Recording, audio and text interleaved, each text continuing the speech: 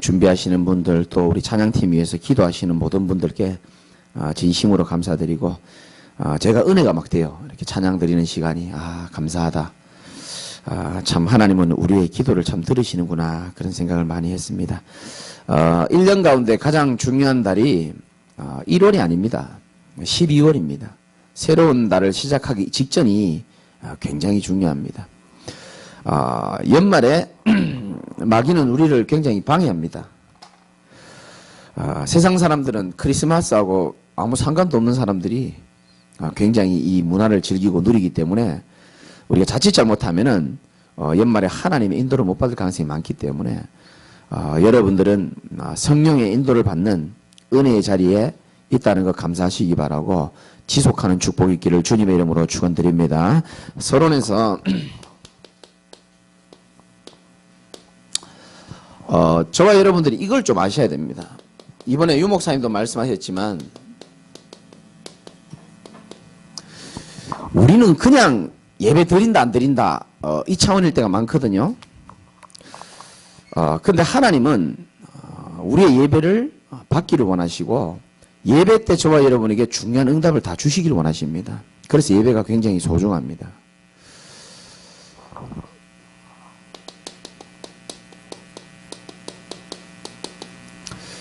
다 중요하지만 주일 예배 굉장히 소중합니다. 주일 예배, 우리는 뭐 사람마다 다 틀리겠지만 어떤 마음으로 예배 드리는지 사람마다 다 다르겠죠. 하나님은 우리에게 한 주의 시작을 하나님과 함께 시작하기를 원하시는 겁니다. 여러 가지 의미가 있죠. 물론 예배, 주일 강단은 한 주간의 시작을 우리가 하나님과 함께하는 축복을 누리는 시간입니다. 많은 축복이 있지만은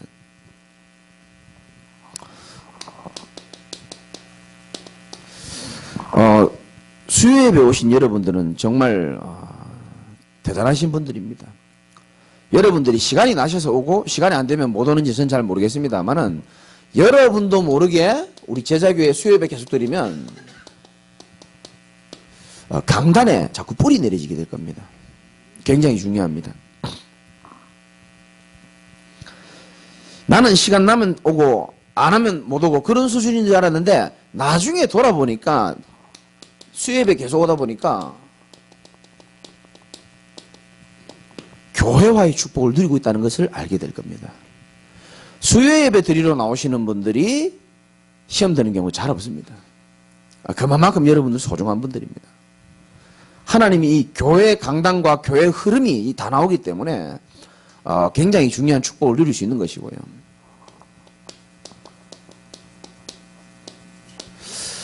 우리 금요일날 지금 전도학교로 우리 인도받고 있는데요. 우리는 뭐 그분 메시지를 듣고 서로 어색한데 복음을 전하고 말고 하는 것처럼 보이지만 하나님은 조용히 저와 여러분들을 전도자로 준비시키고 계시는 겁니다. 사람을 낚는 업으로 준비시키고 계시는 겁니다.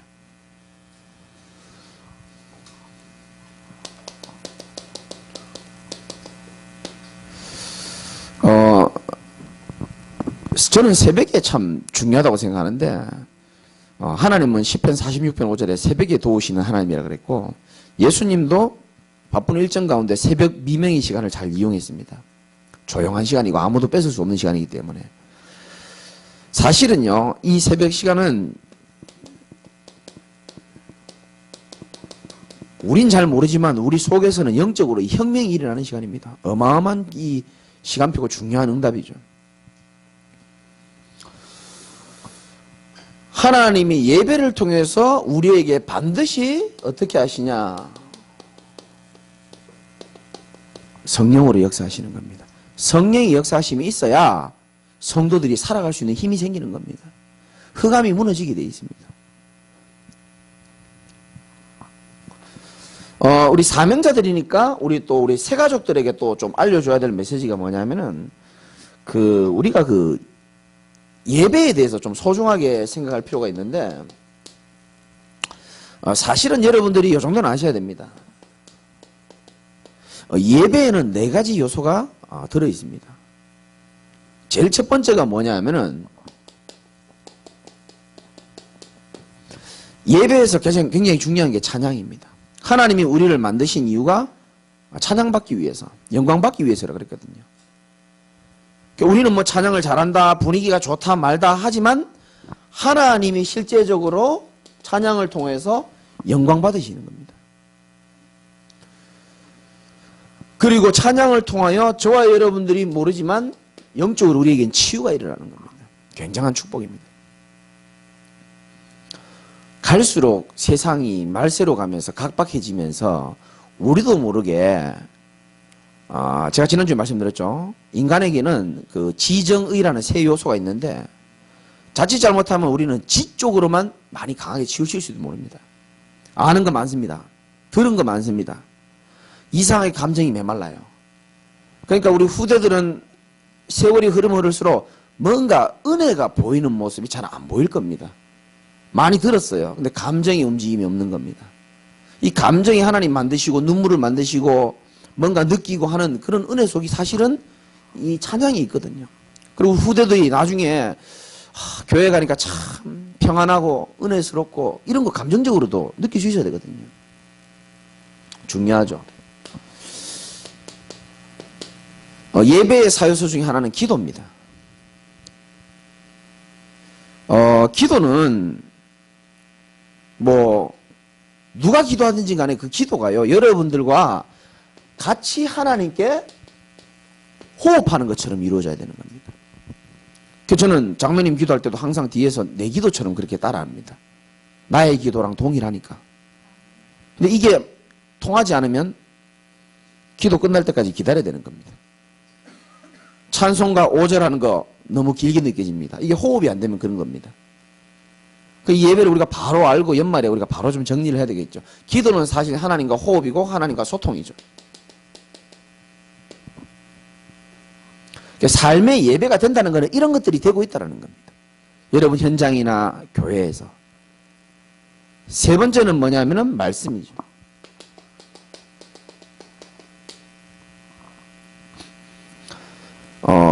하나님은 우리에게 앞으로 성취시킬 언약을 우리에게 주시는 겁니다. 여러분들이 그 말씀을 붙잡고 나가는 거죠. 주의 말씀은 길이요 빛이요 등이라 그랬잖아요. 우리가 말씀 따라간다 그러잖아요.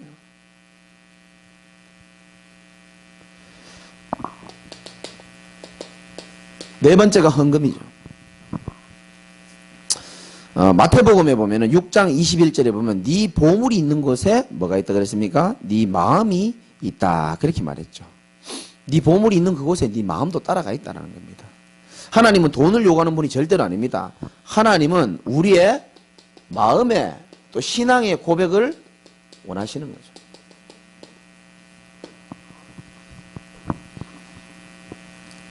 그래서 예배를 우리가 보통 드린다라고 표현하잖아요. 그죠? 예배 보러 간다라고 표현하는 분도 있죠. 예배 보러 가면은 설교도 들으러 가고 보러 가는 겁니다. 그럼 재미없으면 오늘은 별로다 김집사. 오늘 진짜 별로다 목사님 피곤한갑다. 예배 보러 가는 사람이 특징인 겁니다. 예배 드리려고 가는 사람은 조금 달라요. 나를 드리고 내 시간을 드리고 내 물질을 드리고 모든 걸 드린다는 마음이 있는 겁니다. 나를 구원하신 주님을 찬양하고 하나님께 영광 돌려드리고 기도로 나의 아래의 것을 아래드리고 이런 여러분들이 좀 부분들을 알고 뭘 드리냐, 예배의 축복을 2018년도에도 풍성히 누리시기 바랍니다. 정말 중요해요. 예배 아주 우습게 생각하는 분들 우리 교회는 없지만 외국에는 많아요. 다른 지역엔 많습니다. 근데 하나님이 살아계시다면은 하나님이 뭐에 영광 받는지를 빨리 눈치채셔야 됩니다. 제가 새벽에 말씀드렸잖아요. 우리 랩런트가 하버드 대학에 합격하고 우리 랩런트가 대기업에 하나님께 영광 천만의 말씀입니다.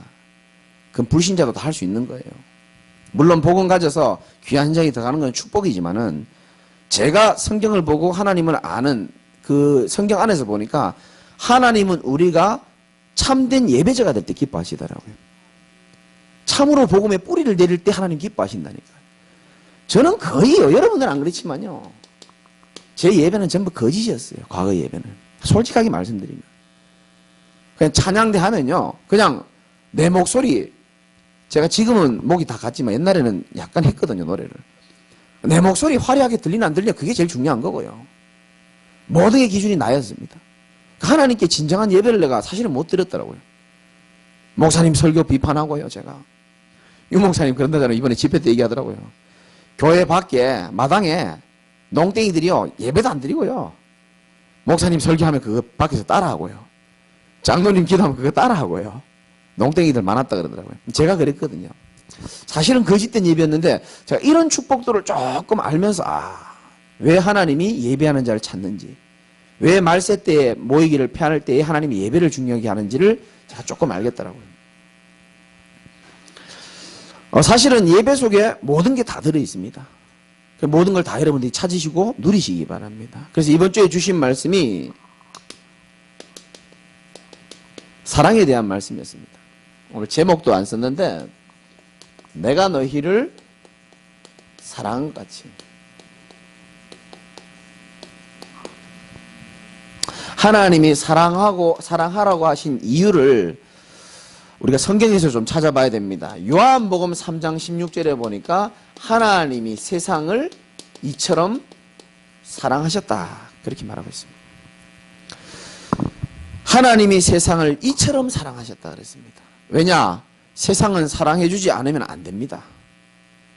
성경 잘 보십시오. 세상 임금이라는 단어가 있습니다. 요한복음 16장에 나오죠. 세상 임금.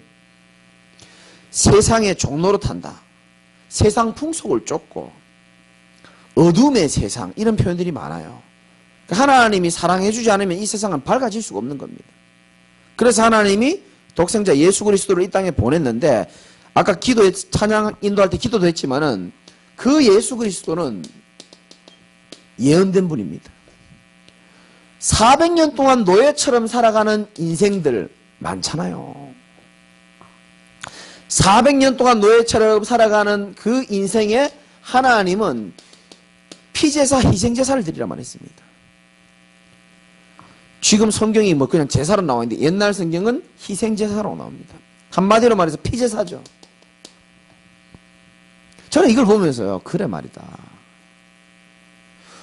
주님의 희생을 통하여 우리를 향한 사랑을 확증시켰잖아요. 우리 또한 마찬가지라고 생각합니다. 우리가 사람을 사랑할 때 희생 없이 사랑할 수 있겠나 생각이 들더라고요. 아무 대가 없이, 나의 어떤 양보 없이, 희생 없이 쉽지 않겠죠.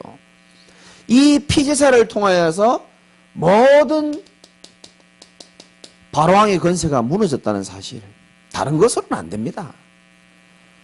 여러분 출애굽기 한번 시간 날 때 한번 읽어보세요. 바로왕이 절대로 안 무너집니다. 이 바로왕은 사탄 마귀를 말하는 건데 안 무너져요. 근데 언제 무너졌느냐? 유월절 어린 양의 피 앞에 무너진 겁니다. 어찌 기독교인들이 노예로 살 수 있습니까? 유월절 어린 양의 피 바를 때에 빠져나왔습니다. 해방. 이상하죠. 10가지 재앙과 우상 속에서 계속 고통받습니다. 그리스도의 피, 유월절 어린 양의 피 때문에 이 모든 것들이 완전히 끝나버린 겁니다. 피제사의 비밀입니다.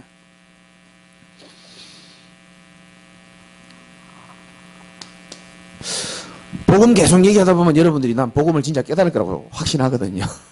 저도 그랬기 때문에.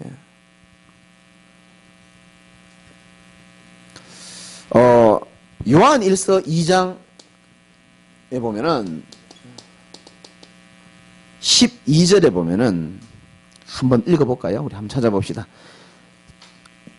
찾아봐야 될 성경 구절이기 때문에 요한 1서는 저 신약 성경점 맨 거의 뒷부분에 있습니다. 요한계시록 앞에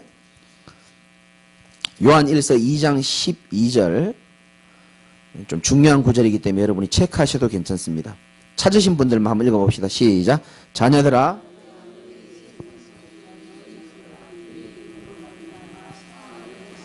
아멘. 은혜 됩니까 안 됩니까? 자녀들아 내가 너희에게 쓰는 것은 너희 죄란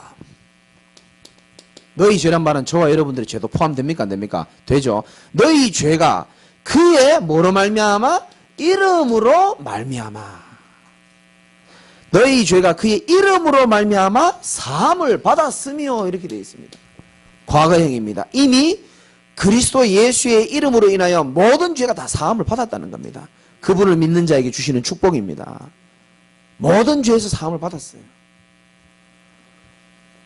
죄 때문에 저주와 재앙 오잖아요. 옵니다. 이 죄로 인한 저주와 재앙을요, 종교로는 못 이깁니다. 알아들으시겠습니까? 종교는 절대 못 이깁니다. 복음으로만 이길 수 있고 그리스도의 피로만 이길 수 있죠.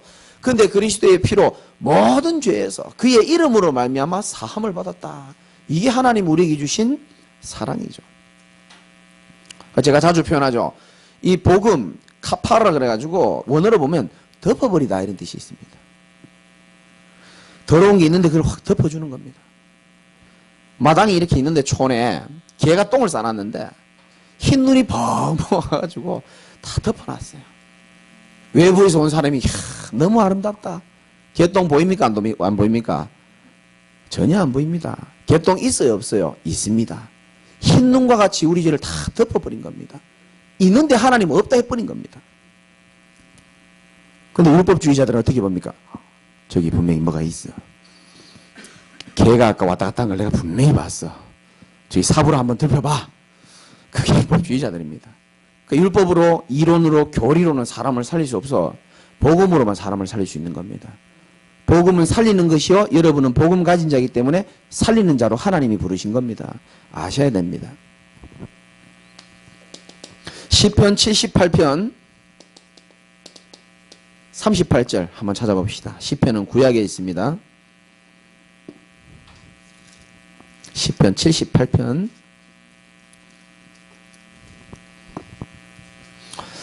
제가 예전에 많이 은혜 받았던 성경 구절 중에 하나인데 죄사함에 대한 성경 구절이니까 한번 읽어봅시다. 시편 78편 38절입니다. 읽어볼까요? 시작. 오직 하나님은 긍휼하심으로 죄악을 덮어 주시어 멸망시키지 아니하시고 그의 진노를 여러 번 돌이키시며 그의 모든 분을 다 쏟아내지 아니하셨으니 아멘. 이 와닿습니까? 저는 완전 와닿거든요. 하나님은 긍휼하기 때문에 죄악을 덮어주시고 그리스도의 보혈로 완전히 덮어주시는 뿐만 아니고 멸망시키지 아니하시고 그를 믿는 자 멸망하지 아니하고 그의 진노를 어떻게 한다고요? 여러 번 돌이키는 겁니다.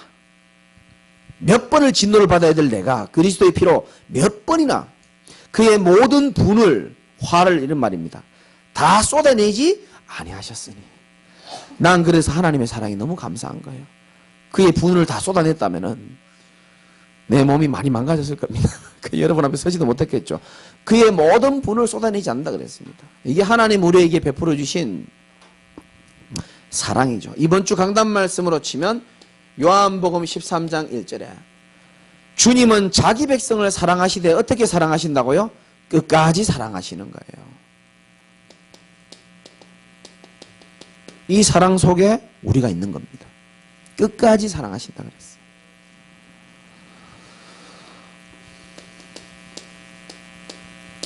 로마서 8장 38절에서 39절 찾아봅시다. 신약 성경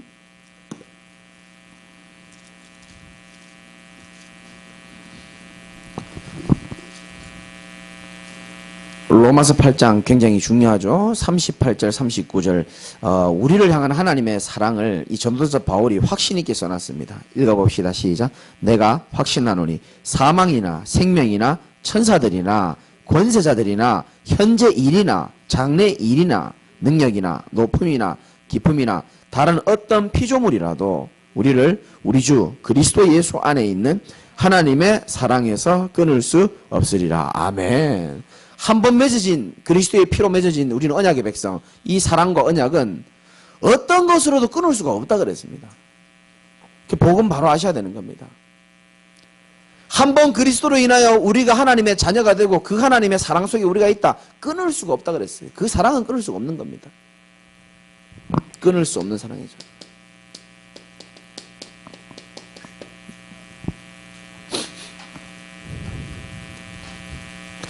그래서 주님은 우리에게 부탁하신 겁니다. 오늘 본문의 말씀이죠. 요한복음 13장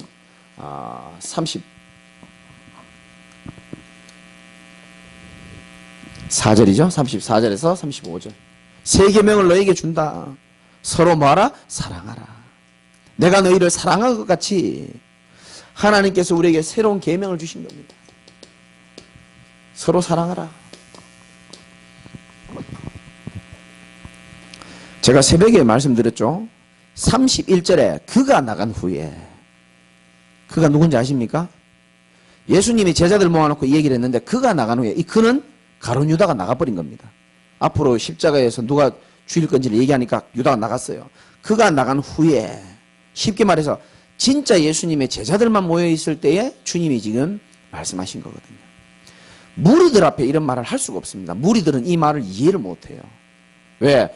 그리스도의 사랑을 완전히 체험하지 못했기 때문에 이런 부탁을 할 수가 없습니다. 그러니까 남아있는 참된 제자들에게 지금 말씀하는 겁니다.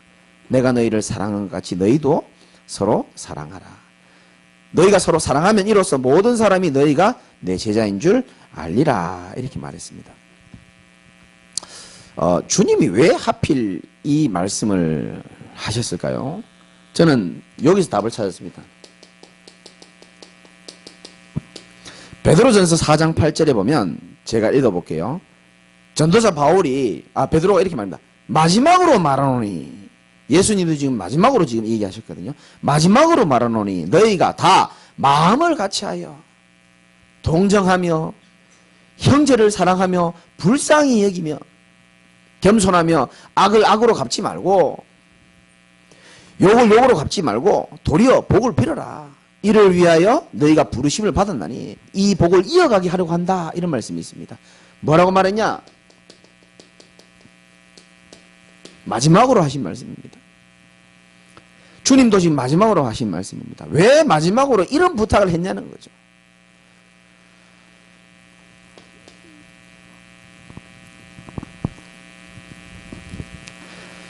무리는 그냥 살면 되지만 제자는 예수님의 지상 계명과 사명을 이루어가야 될 천명이 있잖아요. 그러니까 마귀가 싫어할 수밖에 없잖아요. 그렇겠죠. 정상적으로 논리적으로 봤을 때, 영적 논리적으로 봤을 때 무리들은 하나님의 일을 감당을 못합니다. 그래서 가룟 유다 빼놓고 참 제자들만 남았을 때 마지막으로 서로 사랑해라 그럽니다. 내가 너희를 사랑한 것 같이. 베드로전서도 마찬가지입니다. 마지막으로 부탁하는 겁니다. 마지막으로 말하노니 너희가 다 마음을 같이 해라. 동정하고 형제를 사랑하며 불쌍히 여기며 겸손한 마음으로. 왜 이런 말을 하냐면은 주님과 베드로 이 영적인 사람들을 아는 겁니다. 마지막으로 일어날 영적 세계의 일들을 알고 있는 겁니다. 마귀가 방해하잖아요. 방해하죠. 당연히 방해합니다. 방해할 것을 알고 이 말씀을 다 주시는 겁니다. 왜죠? 사랑의 힘이 얼마만큼 대단하냐. 잠언 10장 12절에 보면 미움은 다툼을 일으켜도 사랑은 모든 허물을 다 가려준다 그랬습니다. 중요한 일을 해야 될 분들은 진짜 주께서 하신 이 말씀이 여러분들에게 영원한 사명을 이루는 언약이 되시기를 주님의 이름으로 축복을 드립니다. 잘 붙잡으셔야 되는 겁니다. 그래서 주께서 이 중요한 시간표에 모든 허물을 다 사한다 그랬잖아요. 맞습니까? 성경구절? 너무 조용하셔가지고 성경구절 요즘 좀 트라우마가 있어요. 그래 조용하면요 내가 뭐 성경구절 또 잘못 썼나 싶어가지고 아멘도 없고 반응도 없고 이러면 이거 뭐 오늘따라 영 안 먹히네 싶기도 하고요. 내가 또 성경구절 잘못 썼나 싶어가지고. 무슨 말인지 의미는 아시겠죠? 사랑은 모든 허다한 죄를 다 덮는다 그랬고 허물을 다 덮어버린다 그랬거든요. 그러니까 이런 마인드가 있지 않고서는 이 응답을 못 감당해냅니다. 사도행전 1장 8절, 마태복음 28장 19절 20절 제자 삼고 땅끝까지 증인 달라면은 이 그릇을 딱 품어야 된다니까. 그 여러분들이요, 내가 사랑할 수 있는 마음 상태가 안 된다는 것은 내게 아직까지 복음에 참된 뿌리가 내려지는데 뭔가 좀 걸리고 있다는 것으로 생각하시면 됩니다. 옆에 사람 한번 봐보세요. 이게 사랑스럽게 보여져야 되는 겁니다. 아멘. 보고 싶지도 않죠. 옆에 사람을 보면 나 지금 다 사랑스럽거든요. 근데 제가 권사님 꼭 그래 확인하셔야 되겠습니까? 다 사랑스러운지 우리 권 권사님 확인을 다 하셨어. 혹시나 내가 좀 걸리나 싶어가지고. 욕을 욕으로 갚지 말라 그랬잖아요. 저도 욕 먹은 적 있거든요. 그럼 나도 욕한 적도 있고. 저도 많이 회개했습니다. 근데 내가 진심으로 사랑하는 마음이 있으면요, 사람 볼 때 느낌 달라요. 와닿지 않는 것 같네. 주께서 주시는 은혜와 내게 하나님 베풀으신 사랑을 생각하고요, 이대지 얘기하겠지만, 이런 거 생각하면요, 사랑으로 사람을 보게 되면요, 아무 문제 안 됩니다. 다 사랑은 모든 죄를, 사랑은 모든 허물을 다 덮어버린다는 겁니다. 전도자가 이런 마음을 가지고 있어야 뭐 할 수 있느냐? 세계복음 할 수 있는 거예요. 여러분들이 이런 마음을 가지고 있어야 한 사람을 복음화시킬 뿐만 아니고 지역복음 할 수 있는 은혜를 누리시는 겁니다. 하나님이 그러라고 말씀 주시는 거예요. 조금 더 아멘 좀 더 할 수 있는 이대지.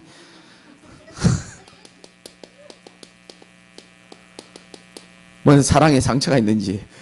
사랑할 수 있는 자로 하나님 우리를 불렀습니다. 여러분들이 이대지 들으면 조금 이해할 겁니다. 우리가 그냥 뭐 서로를 사랑하자, 아끼자, 그런 세상 봉사단체에서 하는 그런 표현이 아닙니다. 성경에서 여러분들이 답을 찾았는데, 첫 번째는 뭐냐?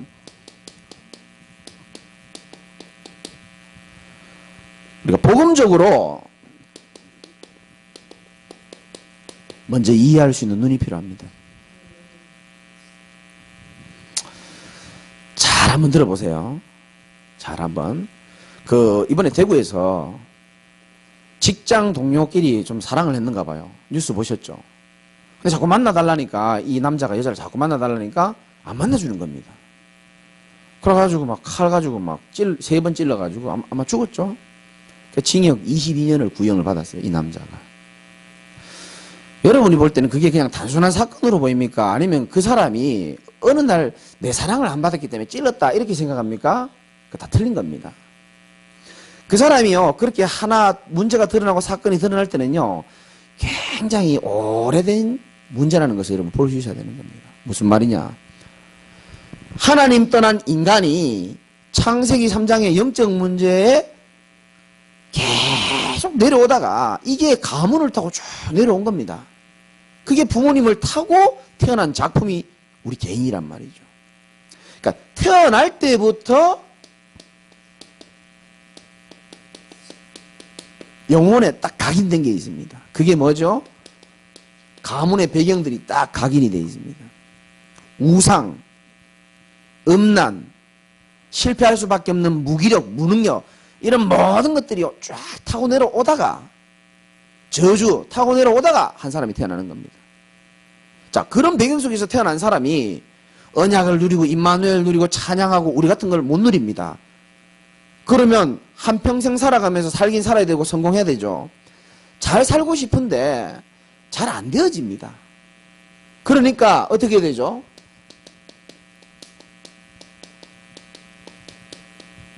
마음에 자기도 모르는 자라오면서요, 뿌리 내린 것들이 쫙 있단 말이죠. 이게 중요한 겁니다. 영혼에 불신앙이 딱 각인되어 있는 상태에서 마음에 외로움이 싹 각인되는 겁니다. 자라나면서. 절망이 싹 나도 모르게 막 각인되고요. 열등감 나도 모르게 다 각인되어 있다니까요. 우리 어렵게 사신 분들은 제 말을 분명히 이해할 겁니다. 열등감하고요, 이런 상처, 이런 것들이요, 우리는 옛날 이야기로 생각하죠. 천만의 말씀입니다. 이게 오랫동안 내게 뿌리가 다 내려져 있다니까요. 그러니까요, 뭐 억울한 일 당하거나 무시당하고 이러면 확 터져버리는 겁니다. 그게 오래 뿌리를 내려진 겁니다. 이런 어둠의 상처들이요, 나도 모르게 조용히 뿌리 내리다가 사과가 어느 날 열립니까? 뿌리 내리다가 사과가 열리는 거거든요. 오랜 생활 뿌리를 내리다가 드디어 삶의 체질로 딱 형성이 되는 겁니다. 그러니까 어느 날 말하는 거 딱 들어보면 기가 차거든요. 이 말을 왜 이런 식으로 해? 이렇게 되는 겁니다. 아니, 이 사람은 말을 왜 이렇게 배려 없이 하고, 다 이유가 있는 겁니다. 근데 어느 날 하는 자기 행동 보면요, 남들은 이해 못합니다. 근데 자기는 그럴 수밖에 없는 행동인 겁니다. 그렇게 살아왔단 말이죠. 불신자들이 하나님 없이 한평생을 살아오고 종교인들이 복음 없이 한평생 살아오니까 재앙과 저주는 무너지진 않죠. 나 자신을 버틸 수 있는 뭔가 힘을 가지고 살아나는 뭐 있거든요. 고집도 있고 자기 나름대로 자기를 버틸 수밖에 없는 배경이 있단 말이죠. 그거 딱 붙잡고 살아가는데 그걸 누가 어느 날 건든다? 폭발해버리는 겁니다. 뭔 말인지 알아듣겠습니까? 그게 오래된 뿌리 되는 겁니다. 그 사람이요, 이런 말이나 행동 하나하나 할 때, 또 무슨 사건, 이게 그냥 터진 게 아니에요. 오래된 겁니다, 이게.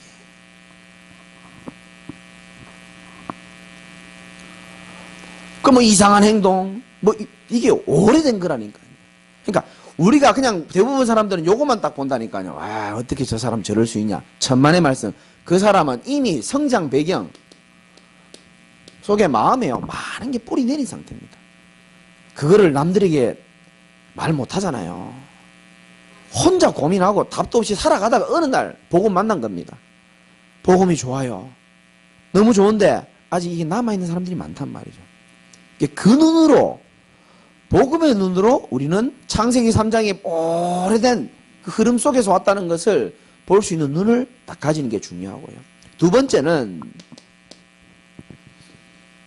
성경적으로 우리가 좀 봐야 됩니다. 성경적으로 그 사람을 조금 말씀을 좀 인정할 수 있어야 됩니다. 그게 고린도전서 12장 한번 찾아봅시다. 12절부터 나와 있죠. 그러니까 저는 교회 안에 사람을 이해하는 데는 참 이 말씀이 참 제게는 와닿았습니다. 신약 성경에 있고요. 고린도전서 12장입니다.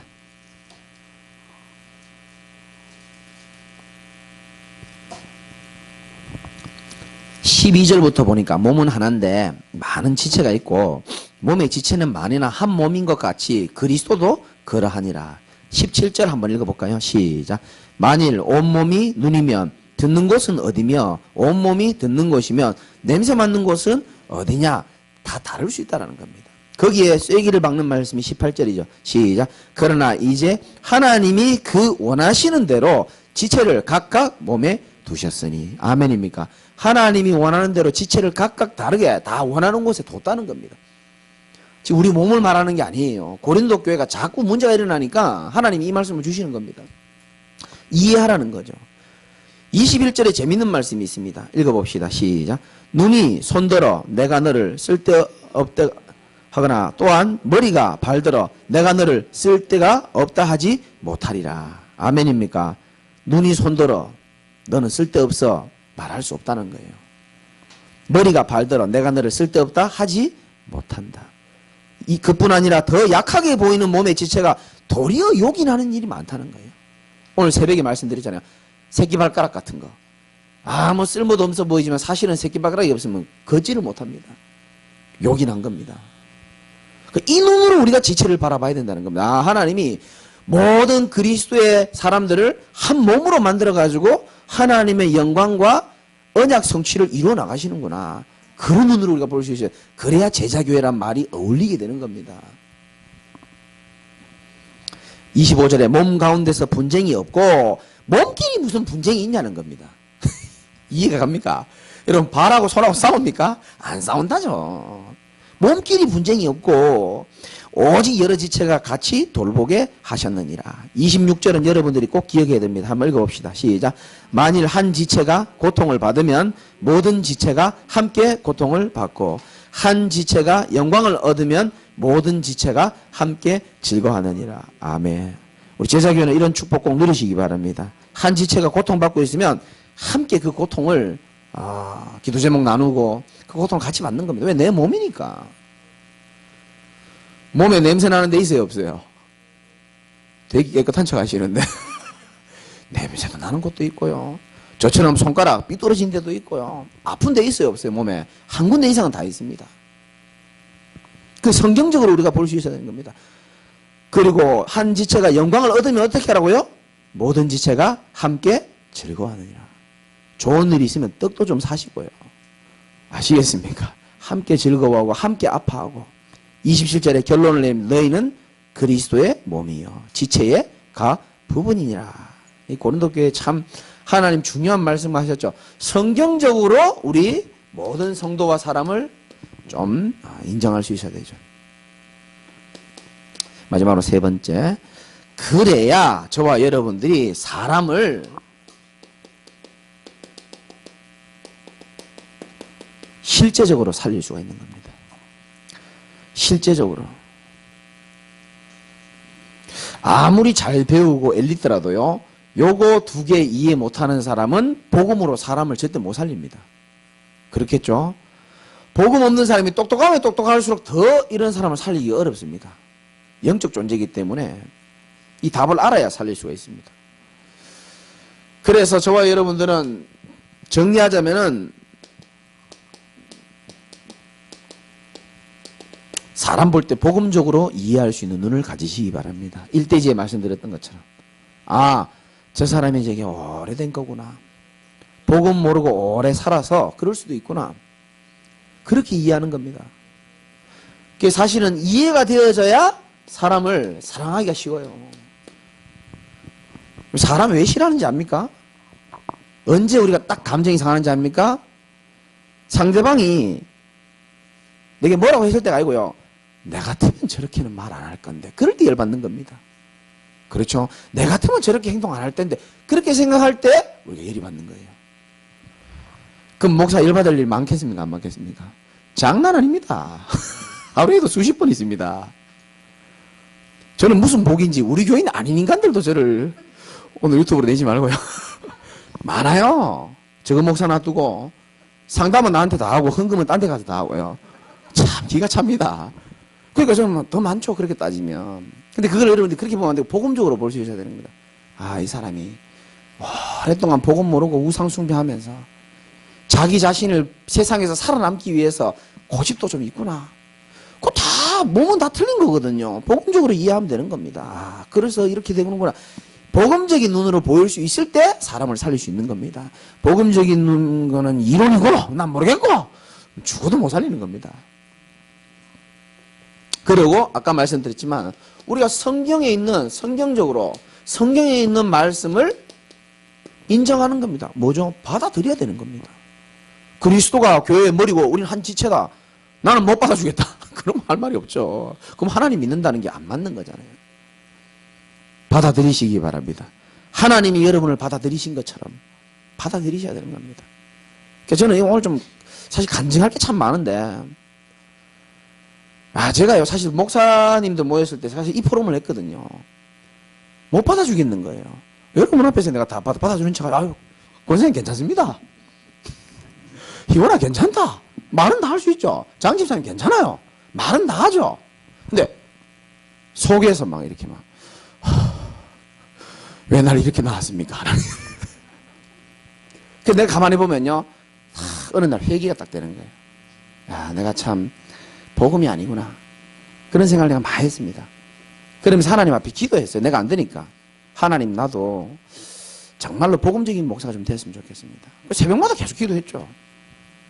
난 지금은 여러분들 다 사랑하거든요. 여러분도 저를 사랑하죠? 장로님들 안 했어. 내가요, 눈은 작지만 잘 보이거든요, 이게. 축구할 때도 시야가 넓어가지고. 장로님들 말고 한 2명 다 안 했는데, 서로 입장이 곤란하니까, 뭐 하다가 일로 갔습니까? 성경적으로 우리가 볼 수 있어야 돼요. 성경에는 뭐라고 말했냐? 우리를 한 지체라고 말했습니다. 아멘 안 해도 저는 사랑합니다. 상관없습니다. 그래서 이 다른 것으로는 안 된단 말이죠. 우리가 좀 죄송한 표현이지만은 하나님이 지금도 사람을 살리시길 원하시거든요. 구원하고 사람 살리고 세우는 거 그게 하나님 목표와 소원입니다. 그러면 실질적으로 내 삶을 통하여 우리 교회를 통하여 사람이 살아나고 있다? 그만큼 큰 축복이 없다니까요. 별로 귀하게 생각 안 하시는 것 같은데 실제적으로 우리가요 이 한 영혼을 살리고 우리 교회 방향이죠. 제자로 삼는다면 이것만큼 큰 축복이 어디 있습니까? 하나님이 굉장히 기뻐하실 줄 믿으시기 바랍니다. 누가복음 15장 7절에 보니까 이와 같이 한 사람, 죄인 한 사람이 회개하면은 하늘에서 회개할 것 전혀 없는 99명의 의인이 기뻐하는 것보다 더 기쁘다 그랬어요. 죄인 하나가 회개하는 것에서 그렇게 기뻐하는데 죄인 하나를 복음으로 회개시키고 영접하고 제자로 세워나가는 축복, 큰 축복인 줄 믿으시기 바랍니다. 자부심 다 가지세요, 여러분들. 영원히 평생 세상의 종노릇 해야 될 우리를 하나님이 건지신 것도 감사한데요. 복음 가진 교회로 하나님 불러주신 것도 감사하고요. 부끄럽지만 복음 가진 전도자 만난 것도 감사하잖아요. 일단 웃기면 됐지 뭐. 50%는 감사하지 뭐. 안 웃긴 목사가 얼마나 많은데요. 내일에 한집사님 내일에 좋아한다니까요. 오늘 뭐 이 자리에 안 오셨는데 제가요 어제 집회 갔는데 여전도사님 한 분을 내가 만났는데 이분이 누구냐 하면은 우리 초창기, 뭐 초창기라 하기 좀 웃기지만 처음에 함께 하신 분들은 아시겠지만 우리 강명모, 박소희 이렇게 사역하신 전도사님이 있어요. 그 사역하신 전도사님이 유고운도 고등부터 이렇게 맡았단 말이죠. 근데 어제 저를 보더니 목사님께 좀 감사 인사하고 싶다는 거예요. 왜 그러냐니까 야가 한 달 전에 대구에 교회를 왔는데 고등학교 3학년들 앞에 가더니 뭐라 그랬냐면은 예배 끝나고 야 너희들은 뭐 오늘 말씀 잡은 거 있어? 이러시더라고요. 고등학생이 충격받은 거예요. 이 언니가 왜 그러냐 싶었겠죠. 교회 전체가 충격받아버린 거예요. 바뀌었다는 거예요, 사람이. 그리고 또 어머니도 그 전도사님한테 우리 새생명 초청자한테 할 때 오셨잖아요. 그 전도사님 편입니다. 한 달 전에 어머니께서 본인에게 말씀을 하셨대요. 좋은 교회 소개시켜줘서 진심으로 감사한다면서 그 여전도사님 사실 저한테 이 연결시켜주는 분이거든요. 그 제가 참 그런 얘기를 들으니까 너무 기쁘고 또 감사하더라고요. 그러니까 저는 한 게 아무것도 없다. 우리 장로님들하고 우리 미션함 사역자들이 너무 잘한다. 내가 모든 영광을 여러분에게 다 돌렸습니다. 저는 진짜입니다. 제가 나는 아무것도 실제로 하는 것도 없고요. 다 정말 사랑으로 이렇게 다 얘기했습니다. 제가 청년부에서 다 잘 도와주고. 그게 보통 일입니까? 난 작은 일 아니라고 생각하거든요. 사람을 하나를 복음으로 세워나간다는 거 최고의 축복인 줄 믿으시기 바랍니다. 고은이뿐만 아니고 우리 뭐 많잖아요. 얼마나 방황하다가 돌아와가지고 하나님 앞에서 세워지고 우상숭배하는 사람들이 작은 일 저는 아니라고 생각합니다. 너무 귀한 일이죠.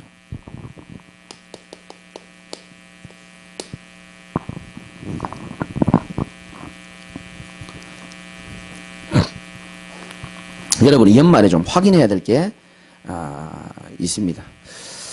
내일이 사실은 우리 전국적으로 우리 교단에 강사들 있죠. 목사님들 중에서도 이렇게 좀 강사님들만 모여서 집회하는 날이에요.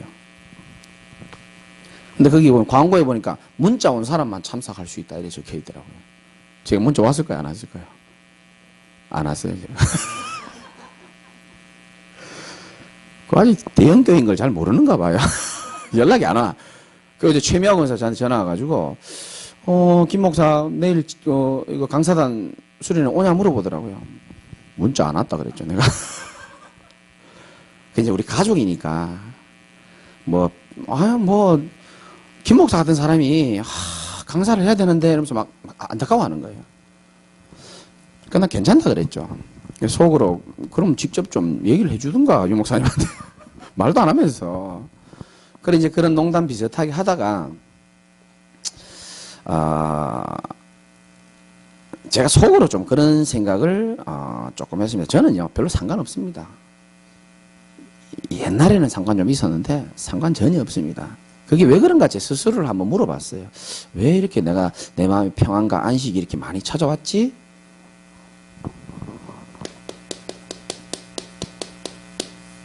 여러분 복음을 진짜로 가지고 있으면요 다른 거 별로 부럽지 않습니다.